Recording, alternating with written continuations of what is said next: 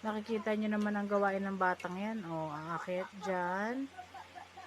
Dun siya mapak sa aircon ng tita mami niya. Aakyat siya dyan. At tatayo lang dito. O, yan, bumaba. Mabait na bata. Alam niyang naka-video siya, kaya siya bumaba. Ay, lilipat lang pala dun sa cabinet. At dyan na akyat. Patutulugin ko na rin po yan.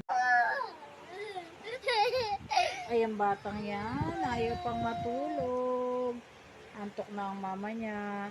Itong pajamang to, bigay sa kanya ng ninong niya nung baby pa siya.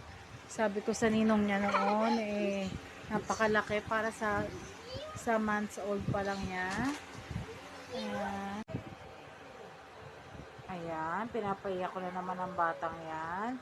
Para lang antukin dahil ayaw niya matulog. Matutulog na kasi yan, kaya ayaw. Ayaw na namang matulog.